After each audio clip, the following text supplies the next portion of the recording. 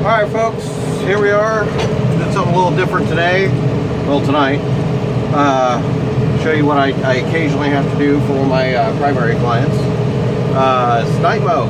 A lot of people don't know I mow for the railroad.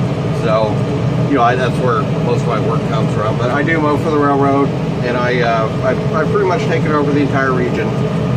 So I'm exceptionally busy. That's what I'm always saying. I'm so busy. It's ridiculous.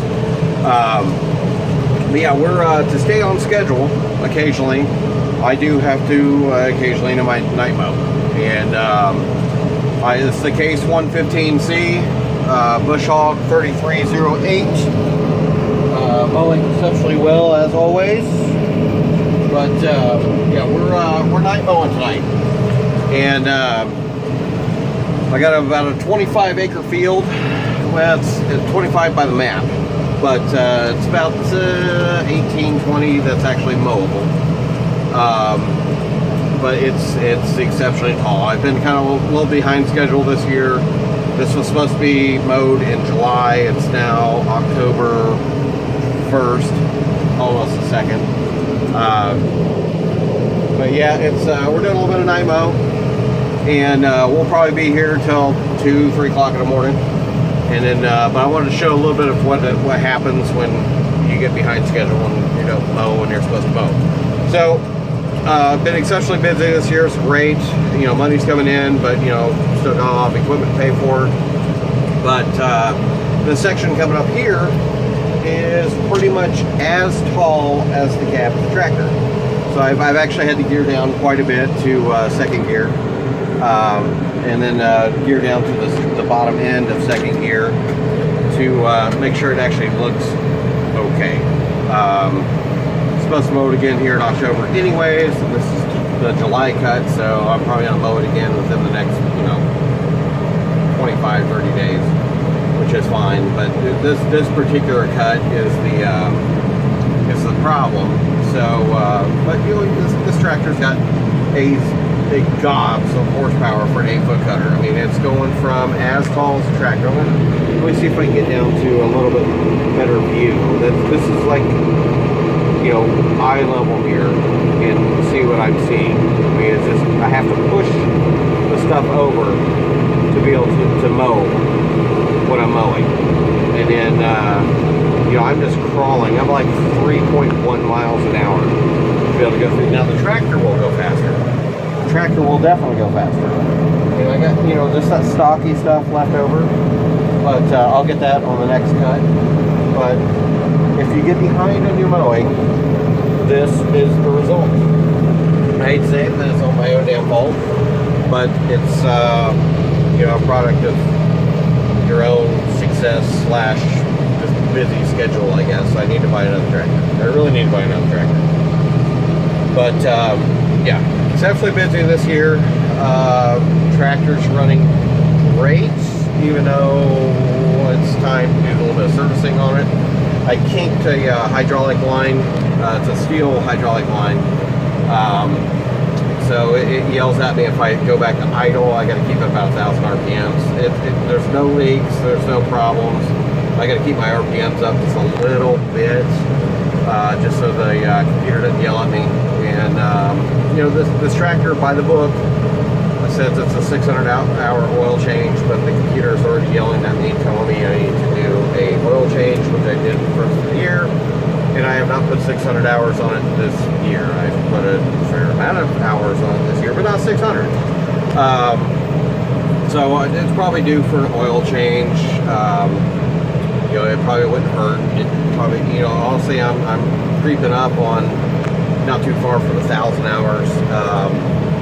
Probably about due for, you know, the front axle oil to be changed. And honestly, when I got this tractor, it showed the hydraulic transmission fluid as full. Checked it multiple times every single day when I first got this tractor. You know, basically got it brand new. And then all of a sudden, there was no leaks, there was no seepage, there was no blown hoses, there was no nothing.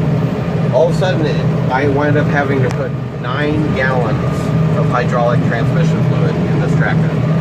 And I think it was an air pocket. I think the tractor itself had an air pocket somewhere. But this thing only takes like 16, 18 gallons of hydraulic fluid, somewhere around there. I have to check the manual. But it took 9 gallons. And I was like, what the hell? And at the point in time, you know, the way we operate, it's net 30. So work today, bills today, paid in 30 days. The good news is I don't have to chase down invoices. I know exactly when I'm getting paid. But, you know, when you're in between those payments, and something breaks or you didn't allocate for that, you know, with high equipment costs and bills and whatnot, it's very hard and sudden and whatnot to allocate for that type of stuff. You know, you gotta go buy, you know, 3 pails of tractor hydraulic fluid. Well, if you hadn't priced that stuff out, a case, you're talking, I think that stuff's like $85 or $90 for 5 gallons of tractor hydraulic fluid per 5 gallons. And this thing takes, you know, let's call it 4 pails and almost $100. So you're talking almost $400 of hydraulic fluid to do a hydraulic fluid change. But, you know, I only needed about 9. But you're still talking $200 when you still have operational costs, fuel, labor, whatnot. When you need to buy that. So, you know, I admit, I went to Track Supply. I went cheap. I bought the SureTrack, you know, bottom of the barrel tractor hydraulic fluid. I did do that. I'm sorry. Yeah, I did. And I won't say I'm paying for it now, but, you know, I know what's in this tractor. I've had really any problems, but it's approaching time where even if it was just pure Excella, you know, Hi-Track Ultra or Hi-Tran Ultra, I'm sorry, it'd be time to be changed anyways. So, and I still have a powertrain warranty for another 5 years. So it's just to cover my own ass, I'm going to go ahead and bite the bullet, buy $400 worth of tractor hydraulic fluid, and go and swap her out here in the next month. It's, you know, time to do an oil change. I'll get the hydraulic line fixed, and then on my own stupidity today, I didn't take a photo of it, but honestly, it's kind of embarrassing. It's my own goddamn fault. You know, I've mowed this field before, but I hadn't mowed it in a while, and I ran over a stump. Now the 3308, once I put the tractor on top of the stump, I was like, oh yeah, I forgot there's a stump here. So I actually raised the bush hog, and it did not hit the stump in any way, shape, or form. And as you can see, sorry for the bumpiness. I'm trying to mow and record at the same time. But it did not hit contact the stump in any way, shape, or form. But after I went over the stump, I noticed there was like a vibration. And it's a very low range vibration. Every time I'd stop, the vibration would stop. What the hell is this? And I was on the phone with my grandma, and we were sitting there jibber jabbering. I'm like, there's a vibration every time I move. And, you know, she has her tractor. She's 82. She still mows. She still bush hogs. This is where I wound up starting this industry from. Is from her and my grandma. And so, you know, I was telling her, like, there's a vibration. I don't know what it is yet. So I pulled over off where we're staying at, and where Stage the Truck's at. And you know, I hopped out of the cab, and I noticed that I had accidentally pushed the steps that go out of the cab on the left side if you're sitting in the tractor into my rear wheel. I was like, okay, I've done it before. I'm like, all right, so I started bending those back in place. Honestly, they're kind of thin metal, and with a really big hammer or a chain of binder, you can pull those right back. It's not a big deal. And so I started doing that, and I looked at my fuel tank. I was like, fuck, sorry, pardon my French, what the hell? And that stump I ran over, it stuck up about a foot and a half. Well, it apparently caught the fuel tank, and I bent the fuel tank down along with the bottom skid plate, and it was all cattywampus. Now, one of the guys who works for me is also my mechanic, and he came over and kind of jury-rigged it back in place, and we got it up, and, you know, basically bubble gum and some duct tape and a pair of pliers. He got me back in service. So everything's up and running where it needs to be. Is it perfect? No. But once we get the shop, we'll drop the fuel tank, bend everything back to place. It's a couple bent brackets, a couple bent pieces of steel. We'll heat it out, bend it back in place, no big deal. The tractor's running fine. There's no fuel leaks. There's no damage that's not fixable. See, like that was 2 feet, 3 feet taller than the head. There's a real damage that cannot be replaced. Now we did have something else happen. The zero-turn mower I have, it did have a catastrophic failure. One of the caster wheels is completely broke inside the yoke, and I have to find replacement parts tomorrow. But tractor-wise, bush hog-wise, no, we're not having any problems. We're still mowing, still kicking ass, still taking names, still busy, still a month behind schedule because we started 45 days late. And yes, yet again, I need another tractor. I know this. You got big equipment payments, 5 tons, trailers, tractors, bush hogs, zero. When you start your own business on your own, and you buy everything out of pocket or on credit, and you have big equipment payments, I mean, that's kind of the price you pay. But the good news is, I don't have an investor. Now my wife, she'll bitch, piss, moan, and complain that you're working all this time and whatnot.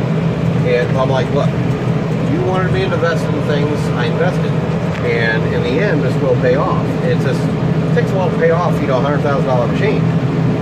Between the bush hog, the grapples, which are there, and the tractor,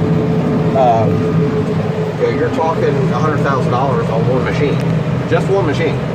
And then you got other stuff to drag it around, haul it, fuel it, etc. It takes a lot of money to do stuff that involves heavy machinery. I mean, it's just the nature of the beast. There's no way around it. I mean, you could do however you want it, but it takes a lot of money coming in to justify the expense of having machines this big. If I was just, hey, I wanted to buy, I had like 15, 20 acres, I want to buy a tractor this size, forget about it. There's no way that a normal Joe really, on a 9-to-5 job making, $50,000, $60,000 a year could afford. I'm not tooting my horn, but these things are expensive. They need to work. They need to make money. Maybe if I had a $300,000 job, in like some office somewhere, which I don't, maybe. And I just wanted to play farmer for a little bit, but no, I don't. These machines are very expensive. They don't burn a whole lot of fuel in the grand scheme of things, but they're very expensive to operate. I mean, you still have all the maintenance costs. Just the filters alone are, between all the filters, like $200. I mean, just one filter, the main, in a sense, multiple filters. The main hydraulic filter is $85 for one filter. So if you imagine, getting an oil change, and you put like a $6 Fram filter on there, well, that's cute, good for you. Just the hydraulic filter, not the oil filter, not the 2 fuel filters, not all the other crap that goes on this thing. Just the one filter is $85 at cost. And it's a thing, and you got to change that damn thing every 300 hours. The fuel, the wear and tear, the blades, the tires. I mean, a set of rear tires, so this is not the fronts, just the rears. The 2 rear tires, if I want to buy the same tires on it as it's on right now, it will cost me almost $3,000 for 2 tires. The front tires are probably another $1,500. So, there's a lot of cost per hour in a machine this big. And, I watch Gold Rush. I love that show. It's great. And only after doing what I do I truly understand how much money they piss out per hour, and how much they're really, scrimping and saving over, cost per yard. Doing this, I truly understand that. And then, but knowing that, I know how much money I have going out, and it's a lot. I know how much it takes to run just one of these tractors, and I'm doing it commercially. Yeah, this, it takes a lot of money to do what I'm doing. You make a lot of money. And, you know, but in the beginning, you don't, because you got equipment costs, you have payments, you have employees, you have, and if they're not working, they're not getting paid. You know, when you got full-time employees, you need to make sure your guys get money. You got to make money to pay your guys. And so we're turning and burning. You know, I'm probably yabbering, but you know, it's just things that are on my mind. And you know, so like here, you know, it's telling me, hey, I got a def regen, and or not def, but what is that thing? The filter. Basically, you have a DPF, the diesel particulate filter. It's regenerating. But you know, after so many hours, even that needs replaced. That's like $2,000. You know, just replace a stupid muffler / diesel particulate filter.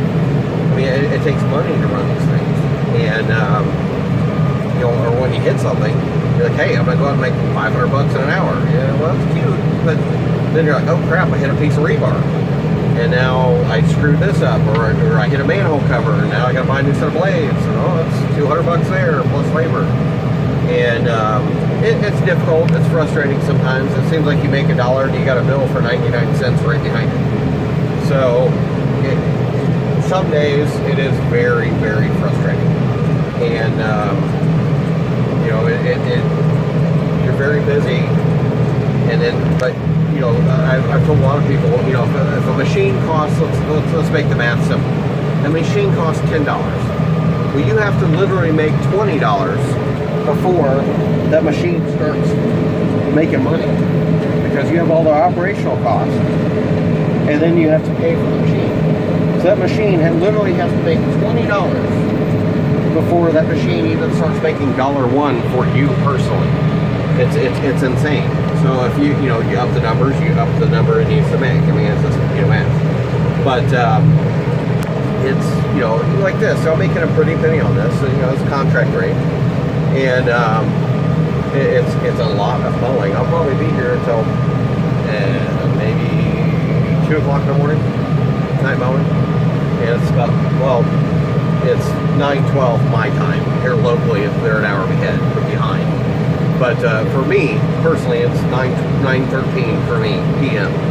And I will be done maybe about 2 a.m. maybe. Grab a couple hours sleep, and then we're off to, you know, Illinois. So, you know, after we get parts for the zero-turn mower, because, yeah, I broke a, you know, caster wheel. So, yeah, if we can find that, it'd be great. But, yeah, it's, you know, we're always busy, always, it's like the same thing. Make several different contract runs, you know, mow several different contracts, you know, get money from those, you know, in 30 days, obviously. Even then, you know, stuff broke, so I gotta buy parts, you know, I gotta buy fuel, and I gotta do this, and I gotta do that, and it's like, Jesus Christ, when do me personally start making money? I don't know. You know what it is? It's taller. That is taller than the head. That right there is as tall as the head, right there. And it goes from this to that. You got a little bit of a windrow, the 3308, doing 3.7 miles an hour. I say that's not too shabby. It's definitely better than that Cambodia feel I was mowing. But yeah, that's not too bad. So, but you know, I've yammered on for, you know, almost 20 minutes now, so I'll probably hop off here. I might throw another video up here once we get a little bit closer. But I've yammered on for 20 minutes, you know, speaking what's on my mind. Maybe I yammered, I don't know. Maybe I made some sense. Maybe I opened people's eyes. I don't really know. But, you know, the moral of the story is,